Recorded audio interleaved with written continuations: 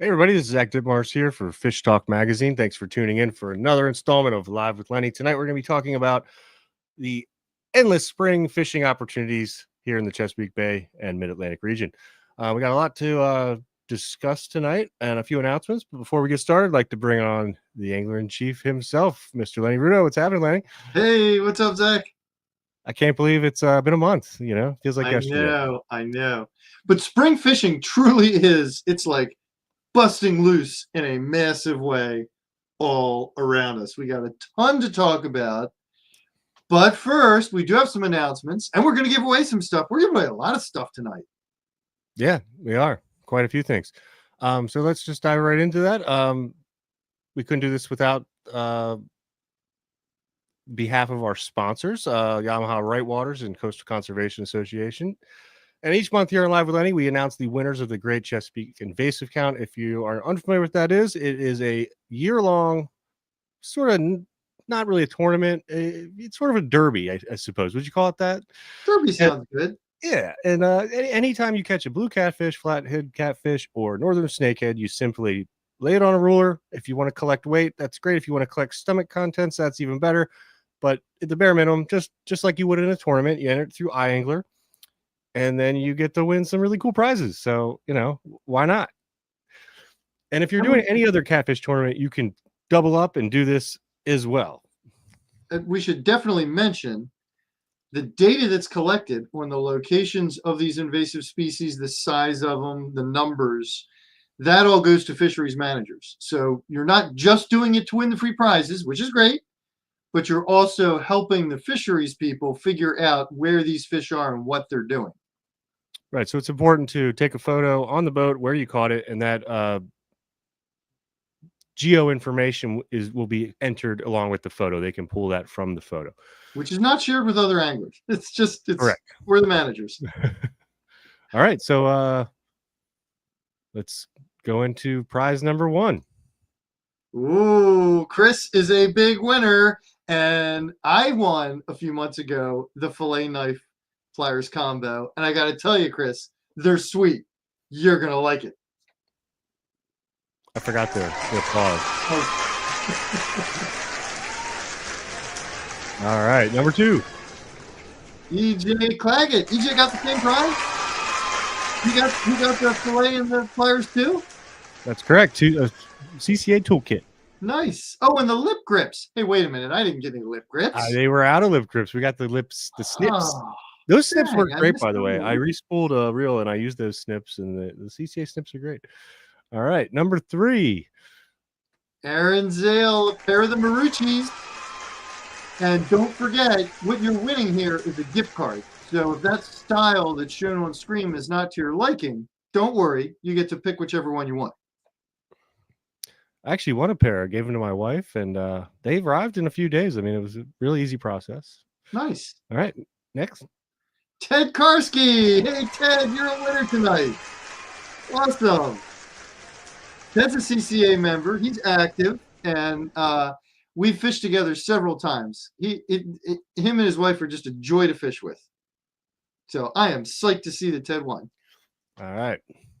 So we have a special prize for this month of May. If you join or renew your CCA membership, as well as register for this Great Chesapeake Invasive Count, you get thrown into a raffle for a pair of Hook sunglasses. And these are awesome sunglasses. I just got a pair. They're my new favorite fishing glasses. So highly recommend you do that. And it's free to register for the Great Invasive Count and CCA membership. It's only like, what, $35? Well, and let me give you my 10-second spiel, Zach, because I know you've never heard this before. People, if you're an angler on the Chesapeake Bay, you should be a CCA member. For not much more than the price of a bag of bloodworms, you can join. There are a lot of benefits. You get a great Tide magazine every month. But more importantly, CCA is our voice at the table. When the fisheries regulators, when the managers are sitting down and discussing the new legislation, the new rules, the new regulations, recreational anglers only have one voice at that table, and that is CCA. So it benefits us all. They do a lot of work on all kinds of stuff, access to the fisheries, promoting the fisheries, making the fisheries better with the reef ball initiative. I mean, heck, the reef balls attract some serious fish. There are just the reasons are numerous, and I honestly believe that anybody who considers the Chesapeake Bay their fishery and they love it, they should be a member of CCA. So do it now. You can win a pair of sunglasses on top of all the other stuff you win. And you get a free quarterly magazine, which is pretty cool. Tells you what's going on all across the whole country. I forgot a slide. I don't know what happened to it. I totally made it, and it's just not here. But Richard Barrett also won a Warthog knife sharpener, and that is a really cool knife sharpener. I've watched reviews on that, and so congratulations, Richard. Richard. All right, Richard. We got a lot of prizes going today. Absolutely. All right, so we talked about the Great Chesapeake Invasive Count and how you can participate on top of other tournaments. And next week, Anglers is hosting a tournament called Catfish for Kids, and it's a 24-hour tournament. It begins on 2 p.m. Friday, May 9th, and then it runs through Saturday, May 10th at 2 p.m. So there'll be a weigh-in going on at Anglers, and it's free for kids, I think, under the age of 13. And to participate as an adult, all you have to do is a minimum donation of $25 to Combos for Kids. You can donate as much as you want, and that's the price of admission to go fish. And there's some really nice prizes. These gear packs worth like $1,000 for the biggest catfish. And head on over to that website. There's more information. Additionally, CCA is actually looking for a few volunteers. So if you are available that day and just want to help out, 2 to 4 volunteers are needed for help with the weigh-in starting at 8 p.m. to 2 p.m. on Saturday the 10th. If you are interested in volunteering, you can just shoot an email over to information@ccamd.org, and your time would be greatly appreciated. And correct me if I'm wrong, but there's no rule that says you can't catch a big catfish in this tournament and also enter it in the invasive species count, right? You can do both at once. Absolutely. Any tournament you can do the Great Invasive Count, because it's not really a tournament. It's a data collection and more of a derby, more of like a fishing derby. Right. Yeah. All right. So we got a few more announcements before we dive into the program. And Fish Talk and Prop Talk are proud sponsors of the 4th annual Smith Island tournament. And we'll be on the island, right? Yep, we're going to go there. We're going to fish it. I think there's about 18 teams registered so far. Some really nice prizes up for grabs. And today is the last day for the early bird registration. And tomorrow it's going to go up $50. So if you want to save $50, register now. And I tell you what, if anybody wants to do it and they're going to run down there in their own boat, I suggest getting an Airbnb or a verboat on the island. It's a really cool place to check out. We've had a ton of fun there through the years. And, at first I was all worried about getting the place early because only a few of them have docks.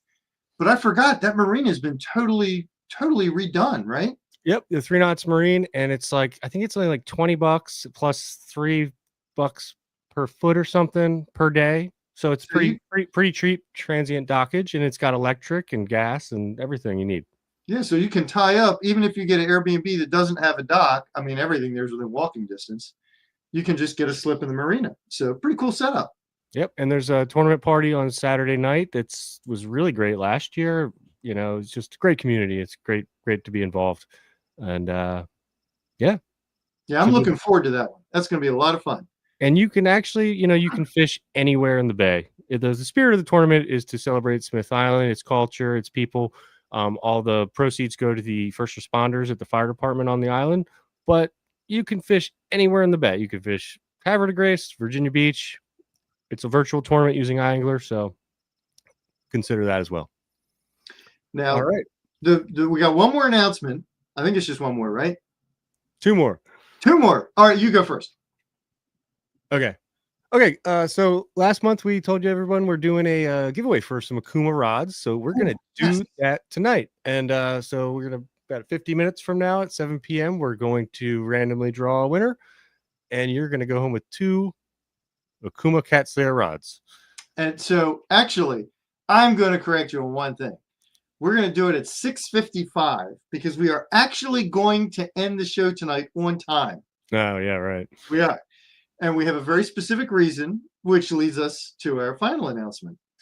IPC, the Interfaith Partnership for the Chesapeake, has a webinar starting at 7, which I want to tune into, and probably a lot of folks are going to want to tune into, because it's all about invasive species, what's happening in the bay, and it's really interesting stuff. But more than that, the reason that I really want to tune in is because of two of their particular guest speakers. One is Fish Talk contributor Eric Packard, and the other is CCA Executive Director David Sikorsky. And I don't want to miss the chance to miss these guys talking about the invasive species. I want to tune in. I wish it was in person so I could heckle them, but shucks, I'm not going to get that opportunity.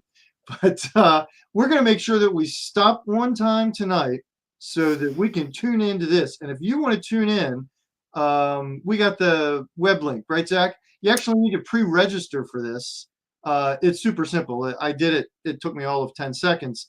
But you got to go to the web link and click it and just put in your name and your email, and then you get emailed a link to sign into it. Do we have that link? Where's that link? The link is in the comments. The link is in the comments. Okay, see, that's even too much tech for me right there. I don't see any comments. What are you talking about? But speaking of comments, people, don't forget, as we roll into this awesome spring of fishing, if you've got comments, you got questions, pop one up there. We want to know what you want to know. That is why we do this live in the first place. So sling your questions on up there. Zach will pop them onto the screen, and we will do our best to get them answered. Which we can roll right into this, Zach. I think we covered everything, right?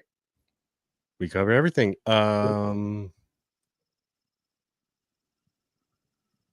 Yep, we did. So I'm gonna step behind the curtain here. Pay no attention to me behind the curtain.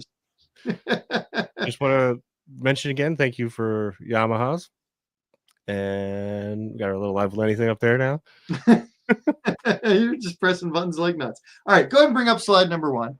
We're going to talk about a bunch of fisheries tonight, people, because there's just a crazy cool amount of stuff going on right now. One of them is the shad fishery. If you don't recognize this guy, that is Bill Forsyth. Right? You're watching tonight, Bill? All right, that's Zach. Gosh dang it. I got to say, he kicked my butt when we went shad fishing. It was like, oh my gosh, you just destroyed me, dude. But the shad have been going for a couple weeks now. They are still going strong. We're still getting awesome reports from guys who are going shad fishing. They're up the creeks. They're way up in the spawning zones. Tandem rigs are the way to go. Now, back when we went, silver spoons were really doing the trick. Those little tiny 1-inch silver spoons. A few 8 darts too. I was using gold and chartreuse, actually. Oh, golden sharks. Maybe that's why you were catching and I was struggling. Dang it. But, it changes with these shad on a daily basis. It really does. So you want to have some silver spoons. You want to have some gold spoons. You want to have some chartreuse. You want to have darts of different colors, different shapes and sizes. And if you're not catching, just keep switching them out. Keep rotating, keep changing until you figure out just what the shad want on that particular day. All right, let's go ahead to the next fishery. This fishery is just cranking up the snakeheads. We're getting more and more reports of good snakehead action. And this is an awesome time to target these fish because early in the spring, they do that push way up the tributaries, way up the rivers, and they're not occupied with spawning yet. In a few weeks from now, they're going to start spawning. And when that starts, these fish, man, they got a one-track mind. They really do. Kind of like every other creature on the face of the planet. When they focus on spawning, that's what they're focused on. It gets really tough to buy a bite. So now is a really good time to go after them. This picture came in from Apex Predators of Potomac Creek. It's one of many. They've sent a bunch of pictures in the last, a lot of pictures in the last couple of weeks. They're really laying into the snakeheads up there. So this is just a beautiful time to target them. Doug's saying they're on fire now. Yep, now is the time. It is the time to get after them. Simon saying he's watching the carp going into spawn last weekend on the Eastern Shore, but this side of the bay, they're not quite there, still feeding hard. Cool. That's interesting too, because Zach, it was you I was talking to actually. You thought you saw the carp up the south, right? The water was real muddy, so I really couldn't identify what they were, but tons of life at the headwaters of the South River. Up top and splashing around like they were doing that, right? No, they were just spooking. No? Oh, you were spooking fish? Oh, yeah. Oh, man. Come on. You should know better than that. In the kayak or the boat? I was in the boat about 1 feet of water, so I was No. on a snake hunt. I'm determined to get a South River snakehead. I know they're in there. You already got one. I'm jealous. I got a nice one last year. It doesn't really count though. That totally counts. They're invasive species. You are allowed to snag them even when they're spawning. Sam's saying he thinks they're pairing up now. Went yesterday with Damien, and the carp are spawning big time. Yeah, that's get them fast. Now's your chance, people. And of course, Damien is the man. I mean, he's the world record holder and the state record holder. And actually, just a FYI, we have a Ask the Expert column coming up in Fish Talk that is by Damien. So we're going to have some cool intel coming on those fish soon. And he just placed in the Legion of Anglers tournament last weekend too. So congrats, Damien, on that. Woo, it never ends. All right, so snakes, people, get after them while you can. Early season, something that I found really effective on these fish in this pre-spawn time frame. 4 and 5 inch white flukes, weightless.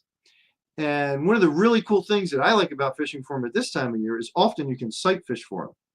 You can go way up a trib where it's nice and clear and calm, look for laydowns along the shore, and basically what it looks like is a log sitting under the log, except that other log, that's a snakehead.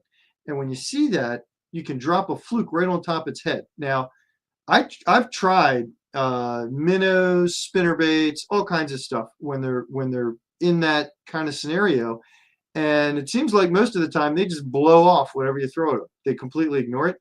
But when you drop that fluke right on top of their head, you trigger a flight or fight response. One of two things happens. Either the fish tears off and it's gone, or it just crushes that fluke. And it's a really cool way to go after them. Sight fishing is always fun, whatever the species. And it's a ball. It's a ball. So don't miss out on this action. Now is your chance. All right, let's go on to the next fish, Zach, which you're going to catch in very similar conditions, or maybe very different conditions. But hey, they're around quite a bit. They're biting right now, the bass. I grabbed this photo. This is from Eric Packard, our contributor, who will later on be on that IPC webinar. But I grabbed this one in particular because he's been casting this pumpkin seed and white wacky worm and doing really, really well. He sent an email today. Oh, Josh is saying fluke is my jam. That's my confidence bait. Yeah, man, it's a killer. It is a killer. Eric sent me an email today. I think he said he caught 10 bass in like a few hours, couple few hours of fishing at one of the local lakes near him. And Herb over on the Eastern Shore, he sent some pictures of some gorgeous bass that he tied into on the Eastern Shore mill ponds this week. So these fish are happening. They're doing it. They're not yet in spawn mode. Kind of a similar situation. Doug's saying if you miss out on topwater in the pads, throw the fluke immediately after.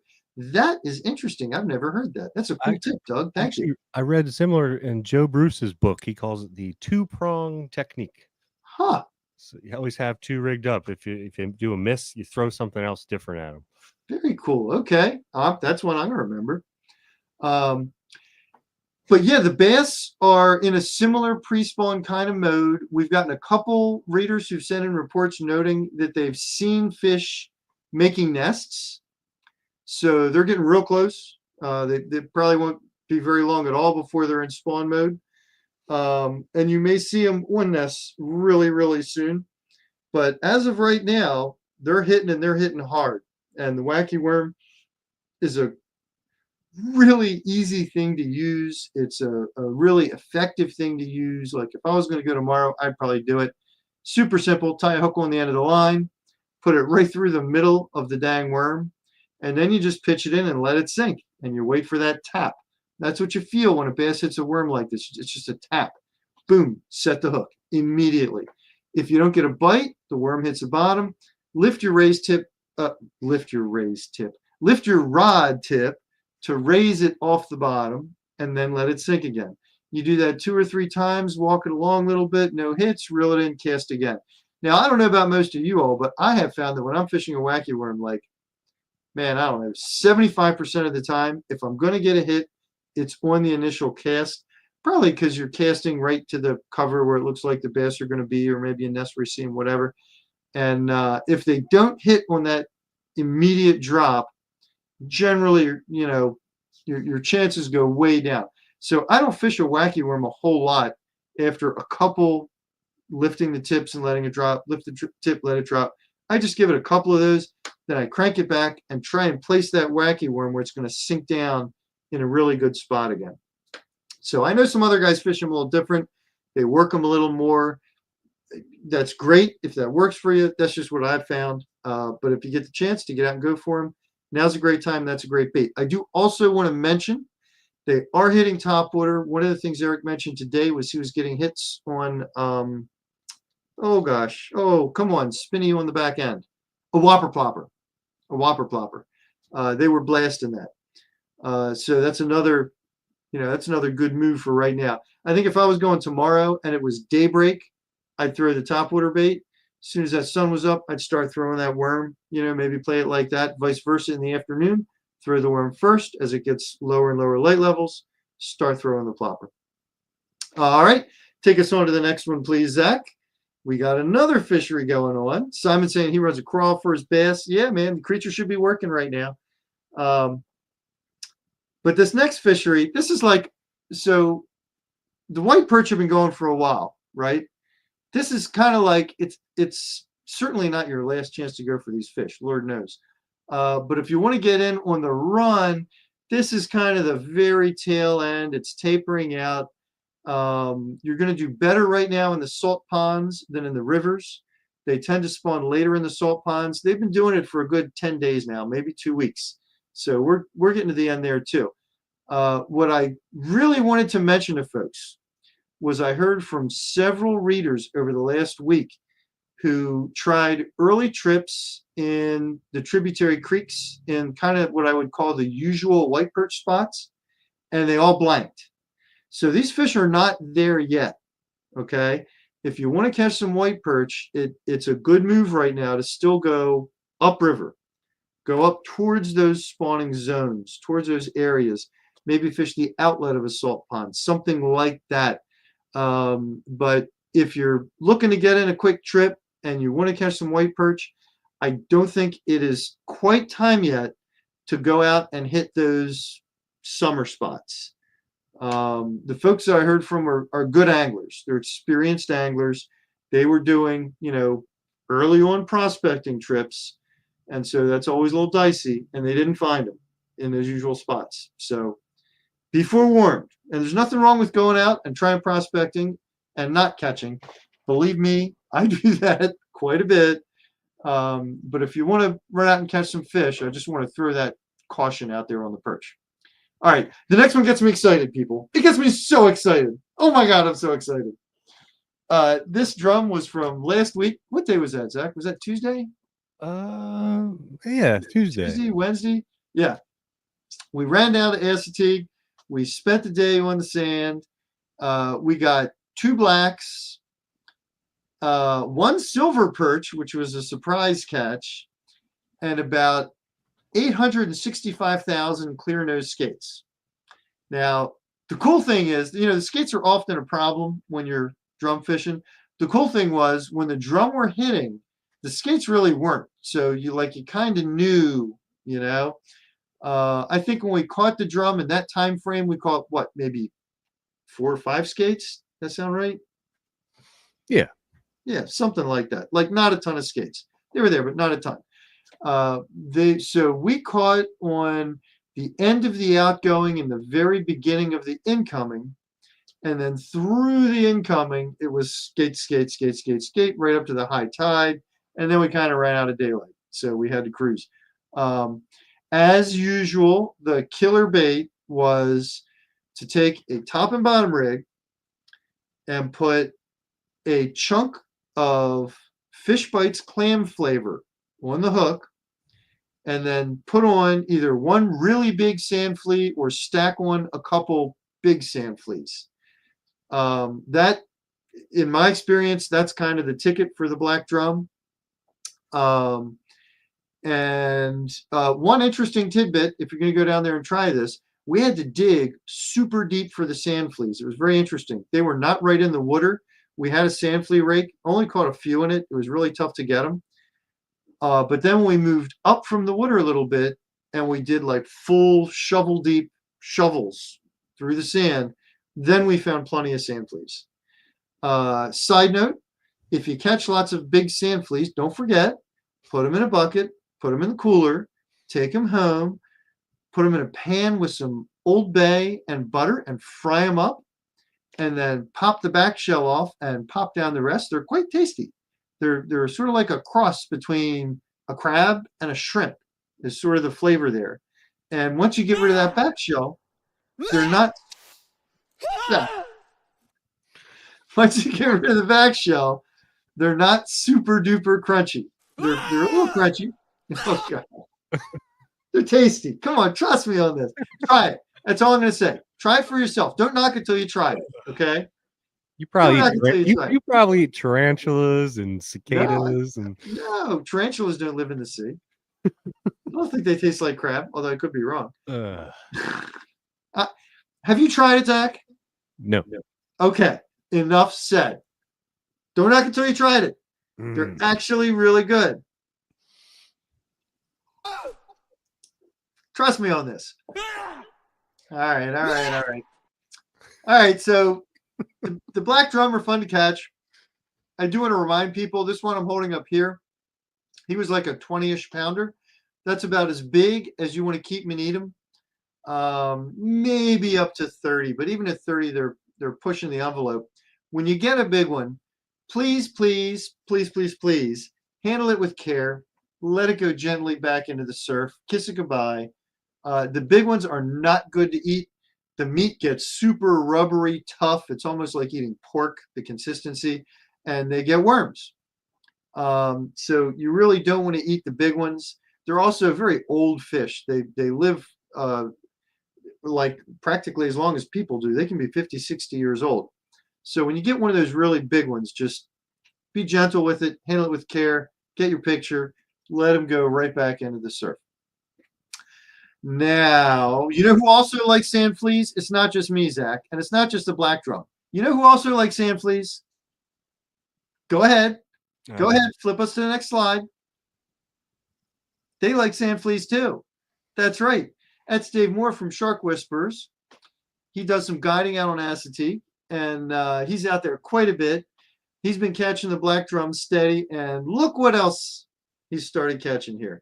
Decent sized rockfish. They will hit the sand fleas. Now, if you really want to target them, you can put out a chunk of mullet or something like that. But I say, why mess with success, right? Put out that Fish Bites clam strip with the sand fleas, and you're going to get these guys too. We did not get any last week, but I think this was Dave's first of the year, if I'm not mistaken. They're just beginning to show up. More and more are going to be moving up the coast. I saw some amazing drone footage taken by one of my sons, David Rudo of Reelin' with Rudo fame. He caught a school of rockfish migrating out of the bay and starting up the coast. And this was not a little school. I'm not talking 100 fish. I'm not talking a couple hundred fish. I don't know how many, but it looked like thousands of rockfish, big rockfish, that were heading north. So those fish are all going to be swimming up the coast. And if you want to catch a monster rock in the surf, now is the time. Again, I'm going to say it. God, treat these fish with tender, loving care. All right? Be super gentle with them. Get them right back into the water as quick as you can. Now, you can keep a rockfish at the beach right now. The slot, oh God, is it 28 to 31? Is that right, Zach?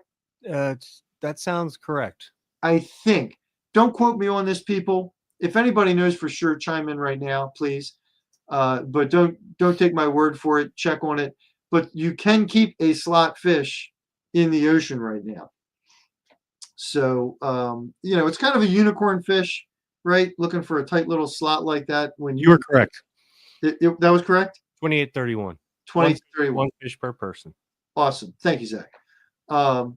Yeah, it is kind of a unicorn fish. You're likely to catch a 42-incher. You're likely to catch a 26-incher. So you want to be real careful with the fish you're letting go. I do want to mention, last year, 2 years ago when I was drum fishing, I actually got into massive numbers of like 14-inch rockfish. I don't even know what they were doing out there in the ocean, but they were all over the place. Hey, Jesse, thanks for saying so. There's Jesse from CCA. Yeah, all these 14-inch rockfish were all over the place, and it was like one after the next. They were as plentiful as the rays. I don't know what the heck they were doing there.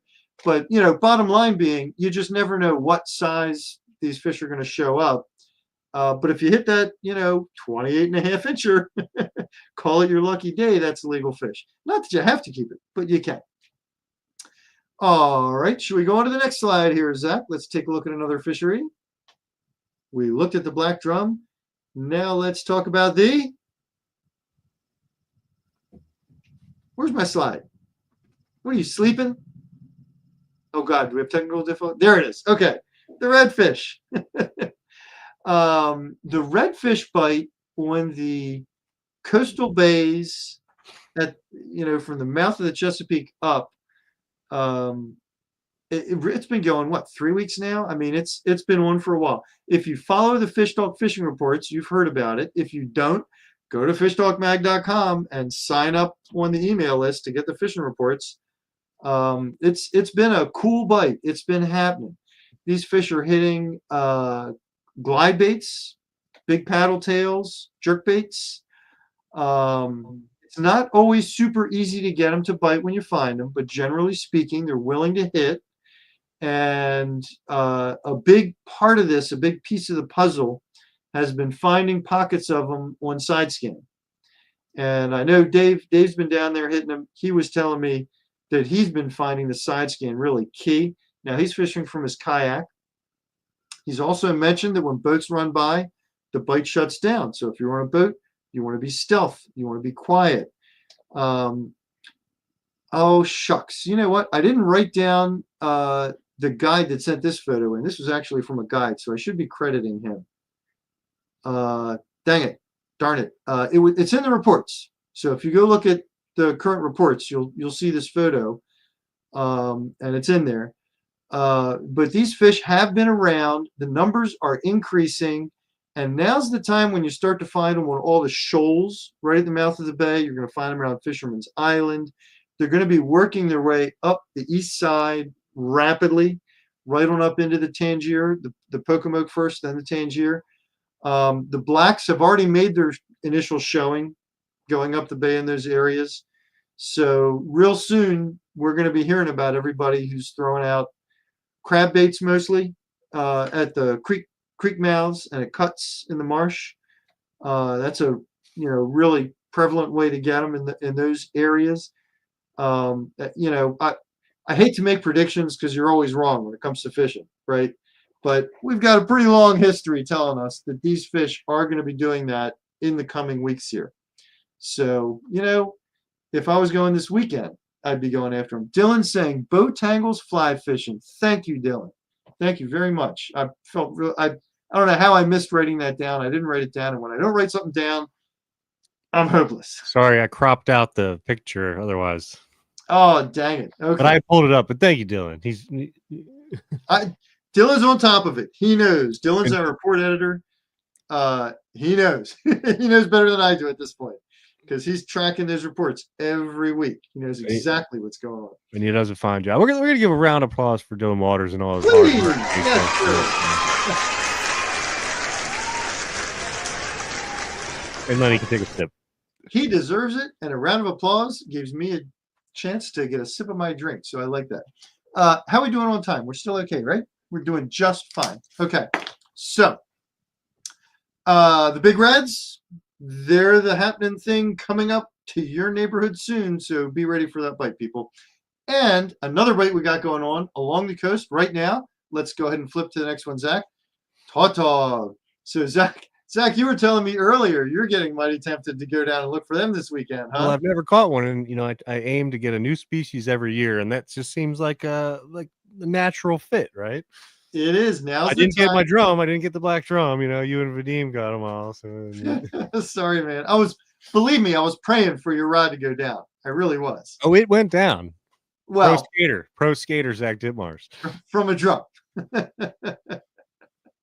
So the Tog, there are two reasons that are great reasons to make Tog a target right now. The first is they're biting good. They're biting at the CBBT.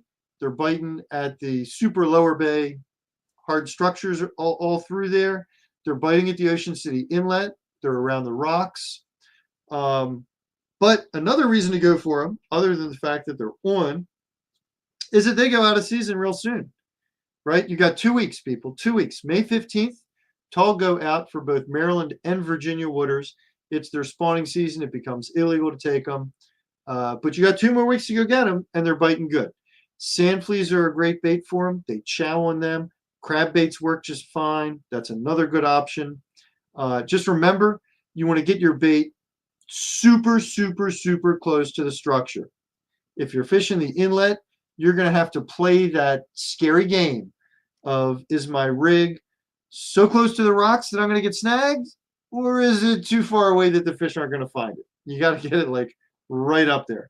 One little hint on doing that, if you're fishing from the inlet itself and you're casting down around the rocks, I was doing that last year for the Sheep's Head with Dave. Dave Shark Whispers Dave was kind of showing me the drill on that.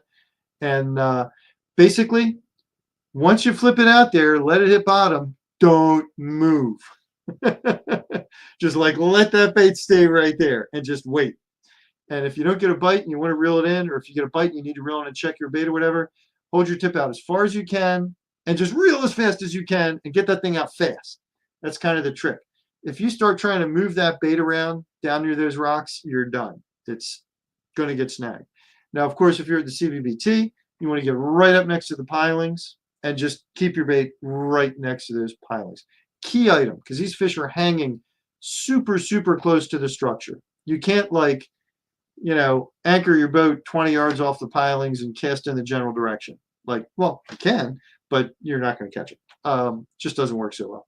Because these fish, they're feeding on the barnacles, the mussels, the crabs that are, right up on that hard structure. You really got to get it super duper close. If you're on a boat and you got a good weather window and you run out the inlet or out the mouth of the bay and you get to some of those other hard structure areas, some of the wrecks, some of the reefs, it's the same kind of thing. Even on the boat, you want to drop straight down and just leave it there. Hold it steady. In fact, it's really interesting. The Tautog Sharpies, they got a name for it. I forget what they call it, but they don't even let their weight bounce. And they think the Tautog bite better that way. They like to just drop it down, and then they'll actually stand there on the boat and raise and lower the rod with the waves so the weight doesn't even bounce. They just want it to sit right there. When you feel that bite, immediately set the hook. The old joke is you got to set the hook a half a second before the Tautog bites. Yeah, right. I'm sure you've all heard that before. Truth of the matter is, of course, you can't do that. But, the moment they strike, you want to go and set that hook. All right, another cool fishery that's cranking up. May I interject? Absolutely, go for it, Zach. Just want to pop back to a question regarding the drum. So, John's asking thoughts on good eating size for reds. Well, I would say, fortunately, the regulations are such that it protects those big fish, and our mind kind of gets made up for us, but it's in the right zone, right? Because depending on if you're in Maryland or Virginia, you've got 18 or 19 inches to 26 or 28, I think it is. Maryland's 1827. Yeah, you've got that slot, and Virginia's a little different, but it's about the same. That slot where you're legally allowed to keep a fish is a good eating size fish.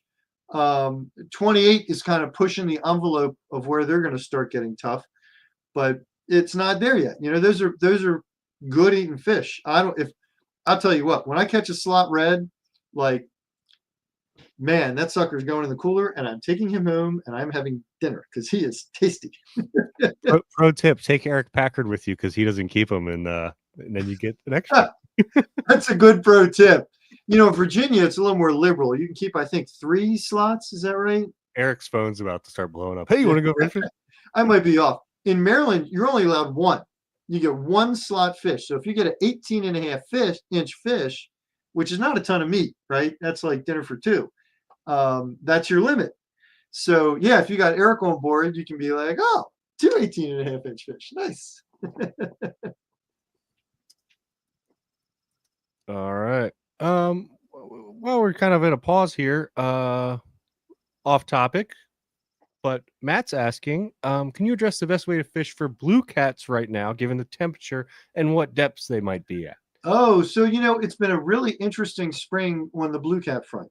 There have been a lot of people drawing blanks where normally it's good. And that goes for both in the rivers and in the bay. I'm not sure about the rivers. In the bay, I'm pretty confident that's because of salinity levels. Because up until we just had a bunch of rainfall recently, but up until then, up until this past week, we had really high salinity levels in the middle and upper bay zones, higher than normal, because we haven't been getting much rain. And so areas like Sandy Point, the mouth of the Magathie, that in the last 5 years have just been red hot, have not. They just haven't been happening at all. I've heard from a lot of people who went just where they caught plenty of fish the last few years, and this year they haven't caught squat. Now, up in the rivers, I know, Zach, you hit the Patuxent and blanked out, right? I did. Yeah. Really muddy water, tough wind conditions. But I followed Jay Fleming, and he got the commercial trout line license, and he sells it to a local market in Annapolis. And it looks like he was doing pretty well trout lining off Sandy Point. But boat anglers were striking out up at Pedigree and whatnot. So I don't really understand that. Well, I don't know how many hooks he's got on a trout line, but a whole lot more than 1 or 2 or 6. Yeah. By the way, sure people, got something to do with it. $15, you can become a commercial blue cat fisherman. But up in the rivers, as you mentioned, you had difficult conditions. I know in the Potomac, guys have been catching a lot. We have been getting a lot of good blue cat reports from the Potomac, from the Susquehanna. What we didn't talk about yet was depth. And in past years, it was interesting, the depth range. It was like you heard guys catching them in 20 feet of water, and you heard guys catching them in like 6-8 feet of water early on, when the fish seemed to be moving shallow to get to some warm pockets. I know Dylan got into them last year in like 6 feet of water, and I had been fishing a similar area for the last couple of weeks, and I had not been finding them. Well, I've been looking for the deep holes, and I wasn't getting them there. He was getting them in 6. So right now, with the water doing what it's doing, I can't tell you what the right depth zone is going to be right now. What I can say is stay on the move. Try 20 feet. If you don't get any bites in 15 minutes, move to 15 feet. If you don't get any bites in 15 minutes, move to 10 feet. If you don't get any bites in 15 minutes, move to 5 feet. Keep moving until you ID where they're at. Will's asking if you've heard of live lining for blue cats. Well, there's no question that if you put a live bait fish down there, the blue cat's going to eat it. They are absolutely predatorial. They love it. Now, normally you hear about more people going to live baiting for like the flatheads, because you really sort of have to for the flatheads. The blue cats, you don't necessarily have to. It isn't going to hurt anything, though. That is for sure. It may well increase the catch. Most people don't do it, I think, honestly, just because it's easier, right, to just get some cut bait. I will say you should, vary that cut bait, because, Zach, when we fished the Potomac, it was probably a month ago now, we did have a surprise in that we had bunker, live eel, mud shad, and white perch. And the catfish ate the mud shad and the white perch. They really didn't eat the bunker. Never got a bite on the eel. But the white perch, they tore up. That was number one. And we were all kind of surprised at that, right? It's a little surprising, but it was, the white perch, cut white perch was kind of head and shoulders above the rest. So Matt's asking about blue cat bait right now. I think that depends on where you are to some degree. If you're up a river where those white perch have been on their spawning run, I think there's a very good chance those blue cats are going to be focused on those white perch. That I would think would likely be your best bet. Now, mud shad are kind of the unassailable gold standard, wherever, whenever. And those mud shad are going to be all around right now too. So if you can get a hold of some mud shad, that's definitely going to be a top pick. No question about it. Oh, John saying you caught 14 today, 8 feet of water in the Potomac with chicken breast. Yeah, that's another standby we didn't even get to yet.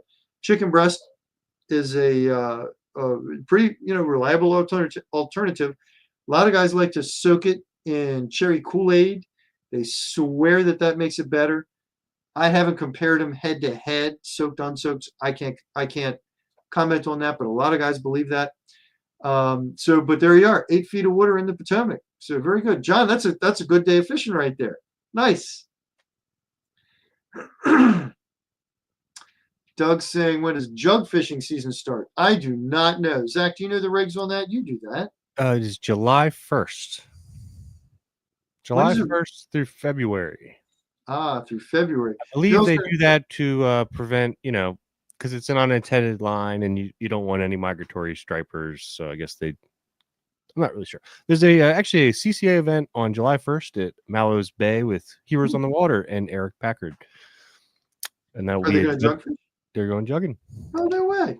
I know you tried that. I know Jesse was doing that not terribly long ago. All right, let's get to that next slide because we're running short on time, and I want to be on time and not mess that up tonight, like usual. Actually have somewhere to be. All right, here we go. We already did talk. All right, puppy drum. So the smaller drum, the slot size fish, kind of, I'm saying all bets are off at this point because last year, by the beginning of May, we were already catching them off the Potomac. Now, I have not gotten a bunch of reports from the RAP, the Potomac, but they absolutely should be there right now. I know for a fact that farther down, they absolutely are. The Elizabeth, the Lower James, Virginia Beach, the inlets, all those areas, they've been there and biting for weeks, and now they're just busting loose. So if you want to get puppy drum, head to some of those southern tributary areas. I would like to try the Potomac in the next week or two. I really would. Judging from last year, I think they're going to be there. It's just a question of who goes and finds them first. So go get those puppies. Zach, go ahead, take us on to the next slide. We got some specs coming up here, people. So I heard a rumor, unverified. Oh, wait, hold the phone. Dylan saying the tackle box reported a pup in the St. Mary's River this week. Hey, there we go. Yeah, man, it's time. It's time. All right, the specs. So I heard a rumor of a couple of specs caught all the way up in the tread Avon already. Now, I have not heard a whole ton of Tangier reports on these fish, but I got to tell you, historically speaking, by the last week of April, they're in there. And it's not surprising if guys are trying to keep it quiet at first. I would bet that they're there. I was surmising with Zach a few minutes ago that I might want to go try and find some specs tomorrow afternoon. I'm sure they're going to be around. Now, if you go farther down, you go way down the east side, you go down to Virginia Beach, you definitely can find these fish in the inlets and the rivers. They're starting up. It's springtime, people. The bite is on. I have one more big surprise slide for you folks we got to get to. Bring it on, Zach. Crabs. Now, I got to tell you, I went on last Saturday, in the South River, and I strung out the trout line, and I caught 8 crabs. 8. It's not exactly Banner Dave crabbing, I'll admit, but it's the most crabs I have ever caught on any day in April, and I was pretty darn thrilled. They were in 4 feet of water on a muddy bottom. I tried 4 different spots. I tried deeper. I tried other spots. I struck out at all of them. But 4 feet, mud on the bottom, I caught 8 crabs. Zach, don't you dare tell anybody how many you caught. Don't tell anybody. Don't tell them. All right, go ahead and tell people. How many did you catch? 17 in Urgh! like 2 hours. Kick my butt again. And Dang they it. had a ton of droppers. If we really grind it out a little longer, probably could have got 2 dozen, but we're only feeding 3 people. 17 was the perfect amount. And they were sweet and full and delicious. Oh my gosh. They are super sweet and full right now. A lot of people say that first spring crab is the tastiest crab of all, and they might be onto something, because my pitiful 8 compared to your bountiful 17 were extremely tasty. They were like super duper tasty. I spaced them out. I ate 3 one night, and then I ate 2, and then I ran out of crabs. But it was really 3-3-2. It was really, they were really, really good. Zach, were you also in 4 feet on a mud bottom, or were you in a different condition? We started 9, 10 or feet, 9 to 10 feet, because that's about as deep as I like to trout line, because it's such an angle. And I only caught 3, and then relocated to my home creek and was in like 6 feet, 5 to 6 feet. Okay, and that's muddy bottom, right? Yeah, real muddy. Okay, so people, if you want to be adventurous, try that early on crabbing trip. Hey, I don't know how many people are going to be satisfied with 8. I can't tell you I was satisfied, but I was happy. I know that. I was happy. And you might be like Zach, and you might get 17. I did see some drop-offs too, by the way. And also, folks, both of us, we're using chicken necks, not clams. A lot of people say the clams work a lot better at this time of year. They may be right. I don't know. I'm not dealing with all those bags and stuffing them, and oh, what a hassle. It's already enough of a hassle to bait a trout line with chicken necks. So I don't know. But if you want to try it, that might be good. All right. We have 2 minutes for questions. Zach, do we have any questions left? We have one, and I must be tuning in late, but it's reverting back to white perch. You want to just circle back on that? So Michael, we were talking about earlier, they're still in the salt ponds spawning. You may be able to find them in the upriver areas, kind of post spawn, coming back down. Where they are not is in the usual summer spots. They're not there yet. We heard from several readers who gave it a shot last weekend. In the creeks, the mouths of the rivers, along piers, jetties, that kind of thing, they weren't catching. So you want to go to like the post spawn areas, and that salt pond spawn, it was really good 10 days ago. It was still happening good a week ago. It's like a light switch kind of thing. They may have quit. They may still be going good. You may do great. I was getting them at Triton. They were real good at Triton a week ago. They may have shut down. You probably still catch some, I would suspect. But if you want to go for them, you want to go to those types of areas. Absolutely, not a problem. All right, so the big event, folks. The big event of tonight is we are giving away a pair of Okuma Cat Slayer fishing rods, and we used these on that trip I was talking about earlier on the Potomac. They're sweet catfish fishing rods. I mean, if you want to catch some catfish, these are the ticket. And they got a lot of things about them that really make them ideal for the test. They're beefy. They're super stout. They've got the UV paint. So, if you go catfishing at night, which is a really good way to get them, you can use them. What impressed me personally the most is the UFR tip. It's sensitive. You can see the bites, right? Even when, Zach, like a 14-incher was biting, like you could see it. You could tell. You could see it bobbing. But they're super strong to the point that you can like force those big catfish up into the net, even in a current, like a 40, 50 pounder.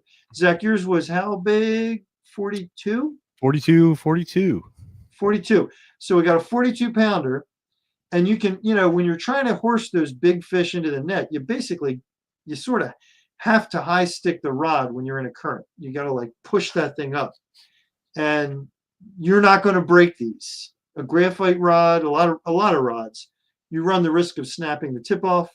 That's not a deal with the Cat Slayer. They're really ideal for the catfish. Now Okuma sent us 2 pairs of these. Josh is saying, I'll bet they do bell black drum. You're probably right. They sent us 2 pairs of these rods to give away. And the first pair is going out tonight. The second pair is going to be next month's Live with Lenny.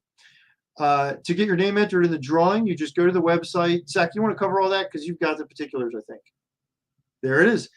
fishtalkmag.com. Is that a slash or backslash? // Okuma. I can't tell the difference. I don't know. This way, that way, who knows? / Okuma. Just put in your, what do you put in, Zach? Oh, you name an email. That's all. Name an email. Okay. And you're entered for the drawing. Okay. So we are swiftly running out of time. Zach, let's get a winner. Let's get a lucky winner for these rods. How are we doing it? Pulling it up. What are you, rolling some dice? It's all digital, right? You press the buttons one time. How do I press a button? You know. I don't know how to press the button. All right, here we go. Sorry, we don't have a fancy prize wheel. So here we have all the entries. We got lots of people entered in here.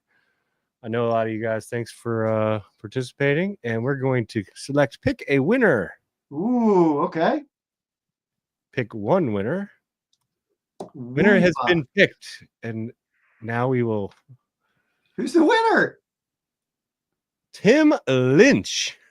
Congratulations, Tim Lynch. Tim. Congratulations. Congratulations, Tim. Zach, how is Tim collecting? I will shoot Tim an email, and hopefully he can pick it up at the office. And if he is out of town, we will gladly ship that to him. And fear not, everyone, we have another pair, like Lenny said, and we will be giving those away in June. Yes, we'll give those away the first Thursday in June, next Live with Lenny.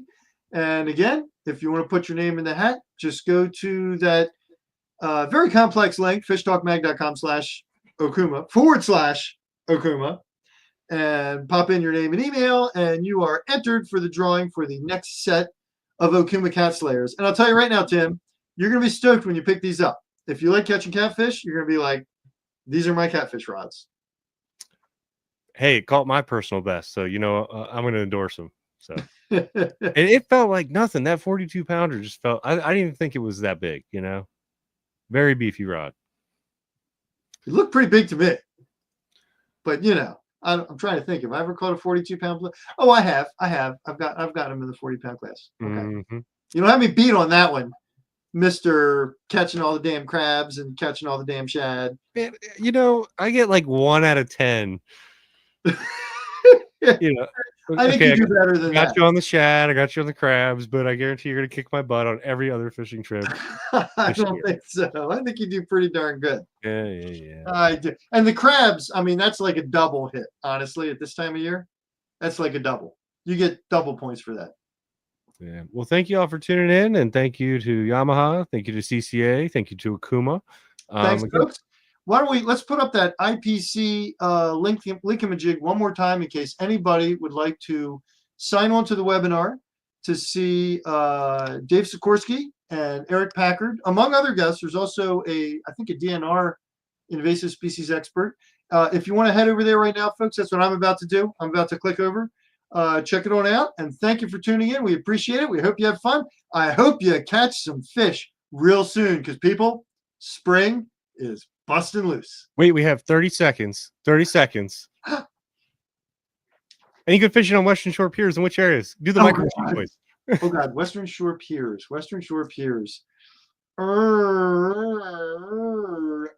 Virginia, Maryland, like down in Virginia, some of those piers on the west side are going to have some shots right now at Specs Reds. Way up our way, I would say Fort Smallwood, Blue Cat, potentially. Other Western Shore piers. What about in the Severn? What about that one in the Severn, Zach? Is there anything there right now? Jonas Green. I mean, it should be good for perch pretty soon. Okay. And you could get catfish there right now. Yeah, I've caught catfish at the 50 bridge.